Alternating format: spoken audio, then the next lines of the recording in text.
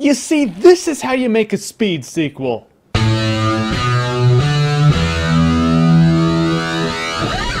Unstoppable. Now, Tony Scott's directing is kind of a funny thing. It used to be like Top Gun, you know, normal. And then it became like epilepsy on a stick. You know, colors, shaking cameras. Crazy. Now, I don't know if he cut back on the whole shaky camera, crazy colors, epilepsy thing for this movie. All I know is that for this particular movie, it seemed to work. So Unstoppable is the story of a veteran train conductor, Denzel, and his really green trainee, Captain James T. Kirk. And the small problem of an unmanned brakeless 32-car train carrying hazardous materials and speeding at 70 miles an hour into town. Bad day at work. You know when you screw the pooch at work and then your manager just chews you out, slaps you on the wrist, gives you a write-up, whatever? Imagine that, but instead of getting chewed out by your manager, a lot of people just die. Poor Frankie from Boy Meets World. And of course, when news of this runaway train gets out, everyone tries every harebrained idea to stop it, like it's some little girl in a well in the 80s or some shit. But unfortunately, this train is kind of like Twilight. It's enormous, it has way too much momentum, it is an unstoppable force of destruction. In fact, it is unstoppable. Yeah, Twilight. So it's up to our guys, Kirk and Denzel, to stop it. Now, once again, apparently the summer movies need to take notes from the fall movies. I like the characters in this movie. You know a little bit about them, but you don't really know too much about their past. But for this movie, in a strange way, it made it easier to put yourself in their shoes. Or maybe I'm just justifying really shallow character development. The movie had its douchebags, its cool characters, its likable characters, a young hot rod who pretty much is Kirk in everything he does, and nail-biting intensity. I mean, when I watch a movie about a runaway train that's about to decimate hundreds of thousands of people, that is exactly what I look for. It's like they read my mind. I would say of the Tony Scott movies of the past decade or even longer, this is my favorite one, definitely. Now, I don't want to look like I'm giving away Awesometaculars, but to say it's Tony Scott's best movie of the past decade or more and then not give him an Awesometacular makes it look like the best he can ever do is not Awesometacular. And I'm just not that douchey. So I would say Unstoppable is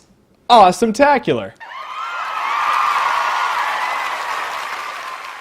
It's like Speed, or imagine the climax of Batman Begins minus the fog that makes you crazy, where they have to stop the train from reaching Wayne Tower. Imagine that for about an hour 45 minutes. That's pretty much Unstoppable. So if there is a movie to watch this weekend, I would say Unstoppable is definitely it. And if you like what you've seen here and you want to see more, then click right here to see more. Just don't watch Skyline. You can watch my review of it.